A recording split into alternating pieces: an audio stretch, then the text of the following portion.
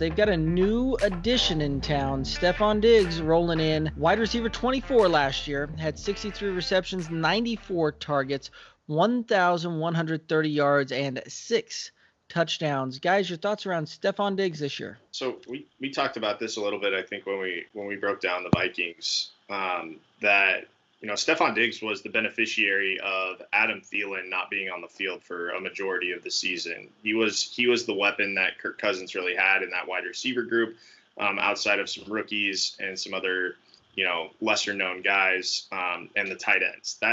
Kirk Cousins was really looking at Stefon Diggs for the better part of last season. So while I think that those numbers are a little inflated, to me, the biggest question with Stefon Diggs is which player you're going to get week in and week out. It's so tough to, figure out which Stefon Diggs is going to show up every week, or will he even show up? I think there's going to be a renewed, I don't want to say confidence, but I think there's going to be, he's going to be a little bit more engaged on getting out of the situation that he was in Minnesota. I think, both sides were happy to end that relationship, but I don't know. He's a heck of a talent. I don't know that Josh Allen to Kirk Cousins. Kirk Cousins is a pretty accurate passer. I mean, not a knock on Josh Allen, but I don't know. I don't know with Stefon Diggs, and for that reason, I'm staying away from him, because it's not worth the headache to me of which Stefon Diggs am I going to get week in and week out. Do I start him? Do I hope that he gets me, 70, 80 yards and a touchdown? I don't know that you're going to see that week in and week out here with the Bills. I think for Stefon Diggs, he's a guy that I'd want. If I was in a best ball league, I think Diggs is a guy that I would want to capture those crazy high weeks, because I do think you're going to see a couple of them. I think his stat line is going to be eerily similar to what it was last year. Now, I don't think that gets him to wide receiver 24. I think he's probably just outside. But, you tell me Stefon Diggs finishes wide receiver 20, I'm not shocked. You tell me, wide receiver 30, I'm still not shocked. Like, they're not that big of a spread.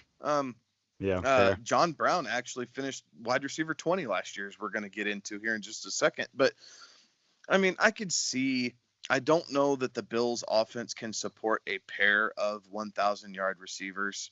They obviously brought Diggs in to kind of, be that 1,000-yard receiver type guy. John Brown's going to take a step back. So you're going to see some of that. But, Diggs, Alex, you brought up an interesting point. Diggs, if he's not engaged within the first, 2 drives of a game, he completely checks out. Like, it's just, you can see tons of game film about this. He'd be, chewing Kirk Cousins' ass on the sideline because, Thielen saw 6 targets and Diggs saw 1, but really it wasn't quite 1 because it was a throwaway. Cousins was under pressure, and Diggs is just lighting him up. So I think for the Bills,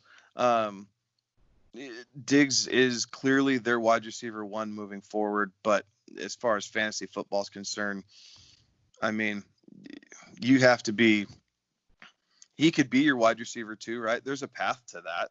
You go running back and then you get your hands on, Kittle because you want your top tight end or something like that. Like, you could draft him late and he'd be your wide receiver 2, but I'm not in love with the guy. Like, there's going to have to be some great value on Diggs for me to take that and be okay with it on my roster. Right now they've got him in kind of that 5th round territory as far as where he's coming off the board, which is kind of par for the course. ADP's got him right about, pick number 54 coming off the board, but kind of puts him in an interesting range as far as other wide receivers also in that territory.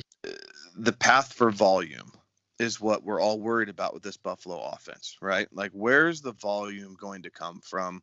And from a receiving standpoint, they have a bunch of C and B type options, like Dawson Knox. Well, he's kind of a C tight end. John Brown, he's kind of a C receiver with some upside. Diggs, he's a B receiver with A upside, but that's not an A, it's not an A class of a passing offense. So the ceiling is capped on Diggs. Like, you're not going to see him go for 1,300 yards and 11 touchdowns this season. There's no way that adds up with how the offense is structured. Really quick, before we move off of Stefon Diggs, the Bills traded a first-round pick for him. And when you consider the wide receiver class that came out this year, that's probably under much more favorable. I mean, you can get him for much more team favorable contracts and deals. You know, I'm not sure that Stefon Diggs is really worth first round money, first round value this year, considering the amount of receivers that came out in this class. It was pick 22 though. Like, you're talking about right. Mims, right? Like, I mean, I see why they did it. They don't want to develop a younger guy. Like, John Brown's 30, Cole Beasley's 29, I believe, and then you have Diggs, who's 26. So 26 or 25. So he's the young veteran, right? They don't have time. That defense doesn't have time for them to develop a number one wideout. They had to have a threat to help space the field to give them a chance to run the ball more. Like, I understand why the front office made that pick. And really, I don't have an issue with it. It's just, not my flavor. And that's all. Yeah. It's just not my flavor.